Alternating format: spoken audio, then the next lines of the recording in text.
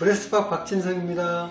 지난번까지 미국 식약처 FDA에서 제시한 가슴 성형 수술 받기 전에 의사에게 물어봐야 할 것들의 3가지 소제목 중에서 첫째, 의사에 관하여, 둘째, 보형물에 관하여 질문 내용에 대한 답변을 드렸었습니다. 오늘은 3번째 소제목, 가슴 성형 수술에 대한 질문에 대해서 답변 드려볼까 합니다.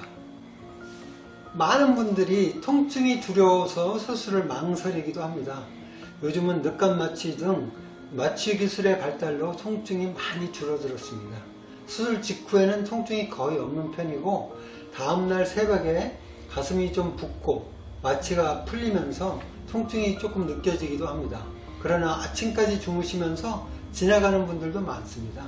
통증은 일상생활에 크게 지장이 없는 정도이지만 2주는 지나야 완전히 편해집니다. 마취 시작 후 마취에서 깰 때까지 1시간 30분에서 2시간 정도 걸리게 되는데, 보통 마취 시작 후 3시간 정도 지나면 식사를 하시고 5시간 정도 후에는 집으로 가시게 됩니다. 수술 후 2-3일 후면 편한 복장을 하시게 되고요. 이때 가벼운 일상생활이 가능하십니다. 운동이나 음주는 1개월 정도 후부터 가능하시고요. 도와주실 분이 계시다면 좋습니다. 특히 혼자 눕거나 혼자 일어나는 것이 2주 정도 불편해 하시는 분들이 많습니다. 물론 혼자 계시는 분들도 수술하고 잘 회복되시기는 합니다. 겨드랑이로 절개를 해서 내시경을 이용해서 수술을 하는 경우에 1시간 30분 정도 걸리고요. 밑주름선으로 수술을 하는 경우 50분 정도 걸립니다. 수술 후 1% 정도에서 며칠 내에 백 주변에 피가 고이는 경우가 발생할 수 있습니다. 이 경우는 백 주변을 세척하거나 다시 지혈을 해야 되는 경우가 있을 수 있습니다. 염증의 경우 20년 동안 3명의 환자를 경험했습니다. 확률이 낮더라도 염증이 생기면 그 치료해야 되는 대가가 너무 크기 때문에 염증 발생 가능성을 없애기 위해서 항상 주의하고 또 주의를 기울이고 있습니다. 마취 후에 목이 따갑거나 눈이 마르고 아픈 경우도 있고 속이 안 좋은 경우도 있기는 합니다만 과거보다는 많이 줄었습니다. 그 외에 치명적인 부작용이 생길 수 있는데, 아나필락시스라고 들어보셨죠?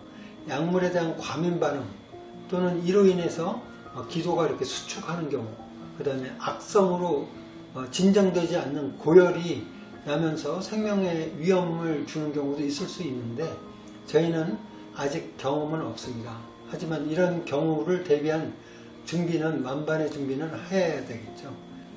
수술 중 많은 개선을 통해 부작용을 줄일 수 있었습니다.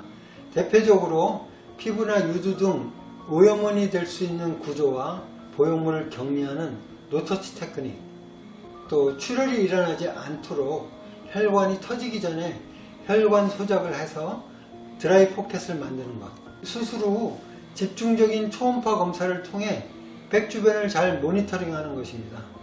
또한 주기적으로 6개월에서 1년마다 경과 관찰을 하시는 것이 매우 중요합니다. 가슴 성형에 사용하는 절개선으로는 겨드랑이, 유륜, 밑주름선, 배꼽이 있습니다. 이런 절개 부위에 흉이 남게 됩니다. 지금까지 4-5주에 걸쳐서 미국 FDA에서 가슴 수술 전에 의사에게 물어봐야 할 질문들에 대해서 준비하고 답변을 드려봤습니다. 사실 바쁘게 진료하고 수술하다 보면 다 알고는 있는 내용이더라도 하나하나 짚고 넘어가지 못하는 경우가 있었던 것 같습니다. 1년에 이런 질문들을 접하고 답변을 준비하면서 정말 초심으로 돌아가 다시 살펴볼 기회가 되었습니다. 감사합니다.